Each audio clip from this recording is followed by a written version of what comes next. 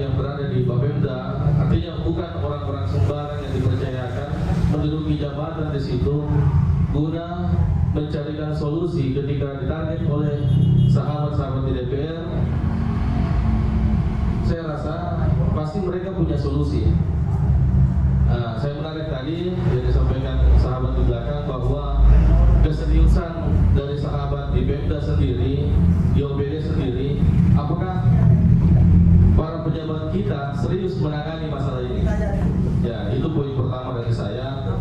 Yang kedua, saya banyak melihat di bawah di masyarakat kita, di tengah-tengah masyarakat kita, banyak sekali penarikan pajak, tetapi tidak ada timbal balik yang dirasakan masyarakat. Contohnya saja, sebelum kita memasuki rumah sakit Sultan dan Raja, kita membayar karcis, mengambil karcis. Setelah keluar kita membayar pajak. Itu ada pajak, ada retribusi yang kita bayar di situ. Tetapi berbicara tentang pelayanan pemerintah kepada masyarakat yang membayar pajak itu tidak sesuai. Mengapa hal ini saya sampaikan? Karena kita baru masuk sekitar 10 meter dari pintu masuk rumah sakit, jalanannya sudah lubang-lubang. Kita bayar pajak.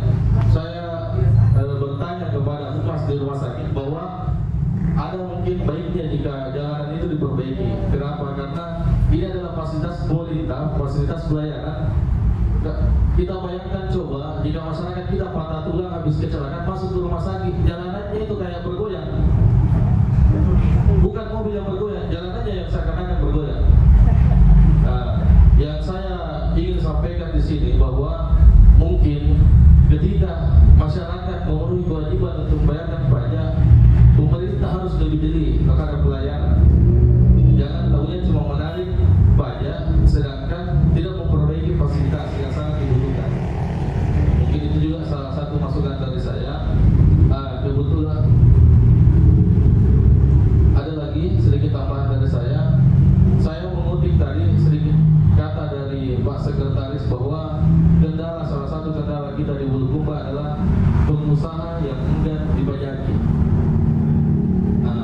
Jadi poin di sini adalah tidak ada pengusaha yang enggan dipajaki. Saya ini salah satu juga pelaku usaha di Bulukumba.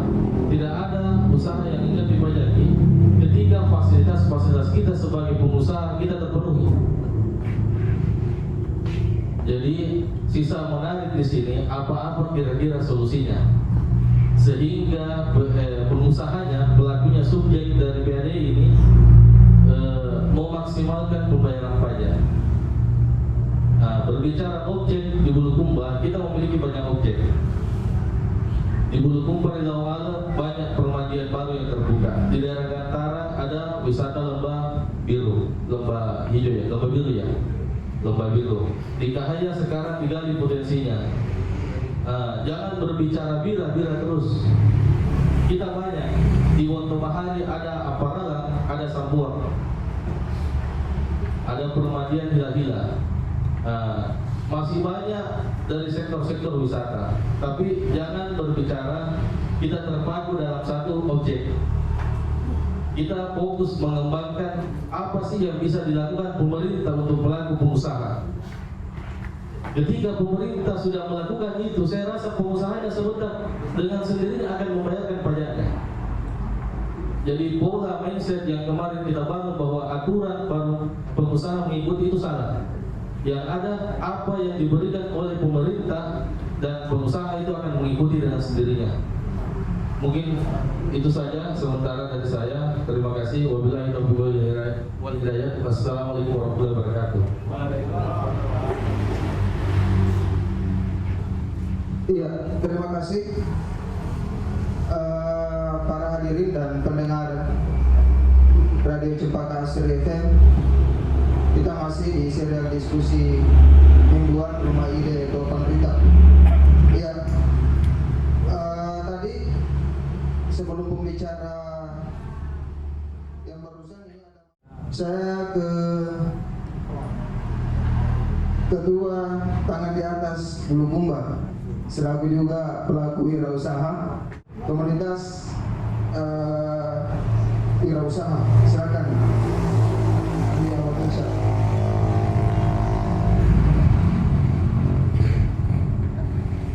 Bismillahirrahmanirrahim. Assalamualaikum warahmatullahi wabarakatuh. Waalaikumsalam warahmatullahi wabarakatuh. Terima kasih atas kesempatan yang diberikan. Jadi mungkin singkat saja dari saya sebagai pelaku usaha mikro. Jadi mungkin hanya sedikit tentang pemungutan pajak. Jadi kondisi ekonomi mikro kita bahwa pelaku usaha sebenarnya semakin banyak, sementara penduduk itu tidak ada pertumbuhan yang signifikan, sehingga ini yang menyebabkan dari beberapa yang berdiskusi dengan teman-teman pelaku usaha mikro tentang defensif terhadap pajak ini. Jadi saya kira itu poinnya.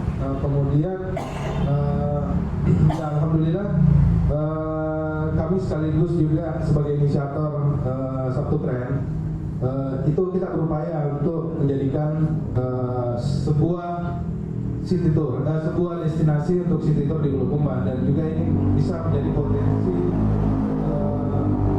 potensi PAD yang baru, karena Bulukumba sendiri kita paling untuk wisatawan itu langsung biasanya tujuannya ke destinasi utama seperti Birang dan Kajang, paling itu doang, dan tidak ada istilahnya orang dari luar tumpahkan uangnya di kota kalau mereka berwisata seperti itu. Jadi mungkin itu saja dari saya, mungkin selanjutnya di sesi tanya jawab untuk biar lebih serunya. Assalamualaikum warahmatullahi wabarakatuh. Ya, sekarang sudah kita terhubung di pendengar Radio Cempaka Asri FM.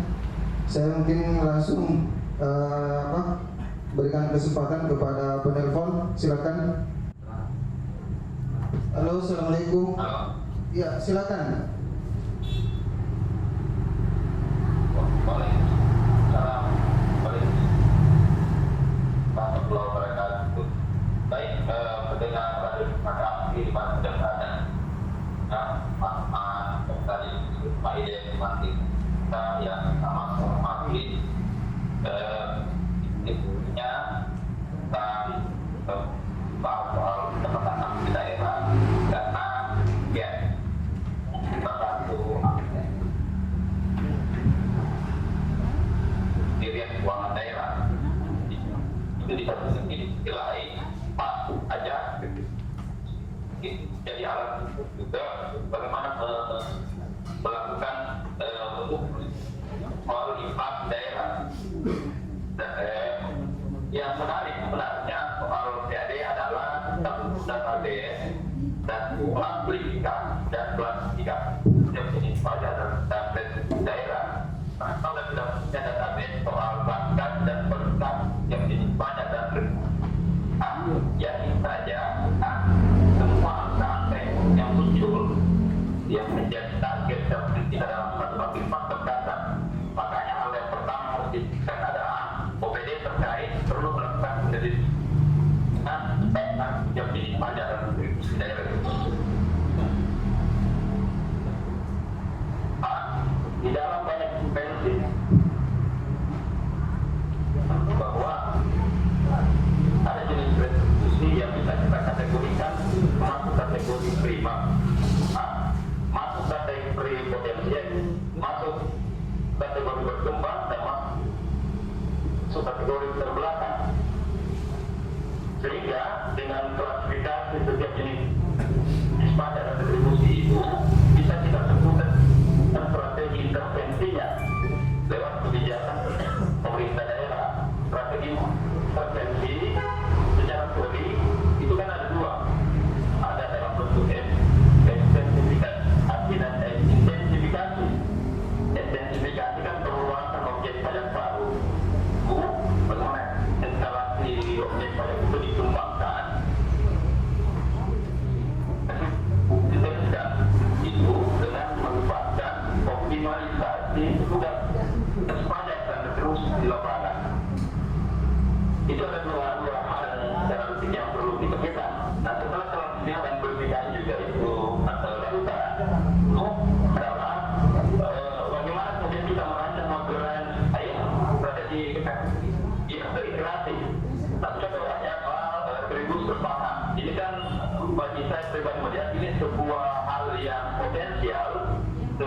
retribusi yang potensial yang bisa kita naikkan grade-nya menjadi sejenis retribusi real.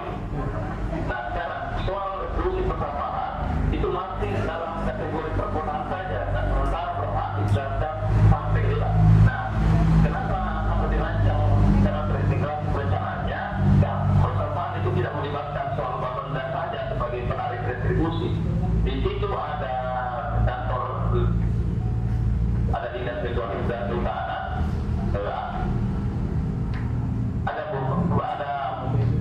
ada juga OPD termasuk untuk membangun strukturnya. Jadi dia terintegrasi sehingga dipersiapkan pembangunan kita betul-betul Bapeda itu melakukan fungsi-fungsi koordinasi perencanaan. Tidak selama ini kan dia cuma mereka perencanaan OPD saja, dia melakukan fungsi-fungsi koordinasi. Bagaimana kemudian asistensi itu tidak terpaku pada besaran anggaran terkait program dan kegiatan, tapi dia betul-betul bisa mengarahkan sebuah program kegiatan itu terintegrasi. Seperti itu kira-kira gambarannya. Nah pertanyaannya, saya tidak yakin kalau Kabupaten Bulukumba punya dari statistika dan tidak jenis pajak dan retribusi daerah. Halo? Ya, halo. Halo? Ya, halo, Pak. Ya, halo. Ya. Iya. Halo? Halo, masih ada, Pak? Ya. Ya. Harus dipikirkan oleh, ya, saya pikir penekanannya adalah tidak bisa kita bicara optimal soal dari tapi kita punya itu kuliah tak ujian. Iya. Terima kasih. Iya, saya kira itu tadi salah seorang pendengar radio Cempaka Asri FM yang juga menyimak diskusi kita pada malam hari ini. Iya. Selanjutnya saya ke Bulukumba Institute. Kanda Laude Setiawarman. Iya. Mohon apa masalah dan tawaran solusinya seperti apa? Baik, terima kasih. Assalamualaikum warahmatullahi wabarakatuh. Yang saya hormati para narasumber yang malam hari ini menyempatkan waktu hadir di tempat ini bersama kita semua. Yang saya hormati dan saya banggakan teman-teman yang hadir di dialog malam hari ini membahas tentang pendapatan daerah. Dari tadi saya menyimak bahwa dialog ini menarik gitu. Mulai dari penanya pertama, kedua, ketiga sampai terakhir, dialog ini menarik. Saya bertanya, apanya yang menarik? Yang pertama adalah kita di sini hanya disuguhkan keluhan-keluhan, tapi tidak ada yang layak untuk menjawab. Yang pertama adalah mestinya pemerintah daerah menghadirkan stakeholder yang kemudian betul-betul tersentuh pada wilayah itu. Dia paling tidak merekomendasikan dinas terkait, dinas pariwisata bisa bicara tentang pendapatan di pariwisata, dinas PU juga dan lain-lain sebagainya. Bersyukur masih ada dinas pendapatan daerah yang hadir untuk menampung keluhan-keluhan kita semua di sini. Nah ini yang saya maksud, apa yang menarik? Tadi kamu sudah menyampaikan bahwa bicara tentang PDAM. Saya teringat bahwa ternyata 4-5 bulan terakhir ini air tidak jalan di kota ini karena memang kebocoran itu ada di Pemda. Karena orang bicara kebocoran itu di Pemda. Makanya saya berpikir, oh air nggak mengalir, PDAM nggak mengalirkan air karena kebocorannya di situ. Ini saya berandai-andai aja gitu. Karena saya ingin bertanya pada dinas terkait, ini nggak ada orangnya. Saya juga ingin membahas tentang dinas itu, sudah disampaikan oleh kakanda saya, hampir diborong semua dinas di situ. Dan permasalahannya, nah kita bikin solusi aja. Kalau kita bicara tentang solusi, nah hari ini apakah pemerintah berani tidak gitu memihak ketigakan sektor-sektor yang dianggap sering terjadi kebocoran? Ini yang kita mau dengar memang. Apakah pemerintah memang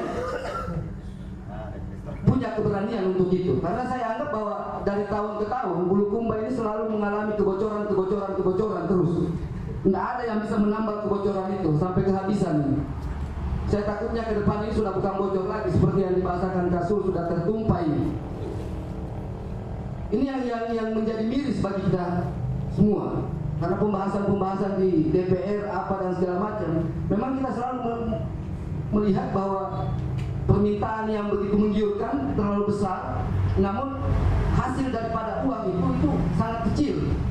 Ini tidak sebanding dengan apa yang kemudian diberikan. Saya tidak tahu apakah memang ada kesalahan pengelolaan atau memang sumber daya yang tidak pas dalam mengelola itu. Ini juga saya mau pertanyakan kemana? Apakah ke Bapeda sebagai stakeholder yang hadir pada kesempatan malam hari ini, karena beliau yang mewakili daripada stakeholder yang ada selain dari di Pemda, saya ingin menantang gitu. Apakah berani tidak pemerintah hari ini? Dan saya butuh jawaban. Saya tidak lagi mau mendengar bahwa kita akan rapatkan di tingkat itu dan segala macam. Karena ini semua bahasa yang seperti kamu tadi, ketika diperbincangkan di tingkat DPR, kita seolah-olah beronani memang. Ini yang menjadi sangat miris. Nah, hari ini kebetulan dinas pendapatan Bapeda ada di tempat ini dan juga Kakanda dari Dispenda. Saya ingin coba menawarkan solusi karena tadi diminta solusi. Apakah berani pemerintah hari ini keluar dari zona nyaman, kemudian memihak ketigakan ini sektor-sektor yang dianggap rawan kebocoran? Kita coba dulu. Kalau memang ini ada peningkatan, berarti memang di situ letaknya gitu. Karena dari tahun ke tahun pergantian SKPD itu selalu memang kebocoran itu ada. Tidak ada yang berhak menutup lubang kebocoran itu. Mestinya pemerintah harus melihat prestasi pejabat di situ. Kalau tidak mampu mengangkat PAD, jangan dipertahankan. Tidak perlu dipertahankan karena dia gagal dalam mengelola apa yang diberikan amanah kepada pihak tersebut. Tidak perlu. Saya berkaca dari beberapa kabupaten yang sempat saya singgah. Memang keberanian dari pemerintah daerah, Anda ditarget. Ketika Anda tidak mencapai target, Anda harus mundur. Itu adalah sebuah keberanian. Sehingga semua kepala SKPD betul-betul turun ke lapangan dan kemudian melakukan kajian-kajian terkait dengan hal-hal yang dianggap penting dan perlu untuk kemudian dilakukan. Sehingga ada pendapatan-pendapatan yang bisa didapat dari selain pendapatan yang sudah ada. Ini yang menjadi pertanyaan dari tahun ke tahun gitu. Hari ini pun kita diperhadapkan pada pertanyaan yang sama. Makanya tadi saya analogikan, jangan sampai air PDAM tidak jalan di rumah selama kurang lebih 7 bulan. Itu karena kebocorannya di Pemda. Karena selalu bicara kebocoran di situ. Jadi mudah-mudahan malam hari ini kita hanya tidak sekedar diskusi curhat. Ini malam minggu curhat namanya. Karena kalau tidak ada jawaban dari pemerintah hari ini, itu sama halnya kita curhat kosong namanya. Karena masyarakat dituntut untuk berbicara, sementara pemerintah tidak memberikan win solusi. Kita memberikan win solusi, pemerintah hanya mampu menerima gitu. Tidak tahu apakah memang ini dijalankan atau tidak. Jadi mudah-mudahan dari pihak Bapeda, karena di sini ada dari pihak Bapeda, itu mampu memberikan win solusi itu. Artinya berani tidak pemerintah keluar dari zona nyaman itu dan kemudian memberikan kepada pihak ketiga sebagai orang profesional dalam pengelolaan atau tidak itu? Itu yang paling terpenting. Kita nggak usah panjang lebar cerita dulu, kita coba dulu. Kalau memang tidak berhasil, baru kita cari pola lain. Karena di Bulukumba ini memang belum pernah kita melakukan itu dan mungkin tidak berani kita mencoba. Karena saya takutnya tanda kutip akan ada penghasilan yang hilang lagi. Di sini yang saya khawatirkan. Mudah-mudahan kekhawatiran saya ini hanya saya yang mengalami.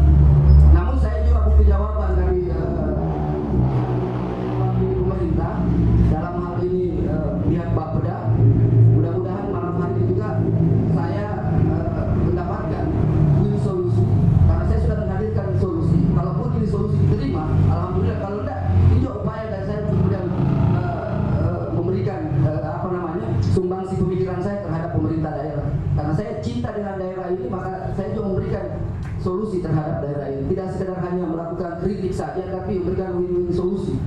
Mudah-mudahan ini ada bermanfaat. Ini yang saya bisa sampaikan. Terima kasih. Billahi taufiq wal hidayah. Wassalamualaikum warahmatullahi wabarakatuh. Ya, terima kasih.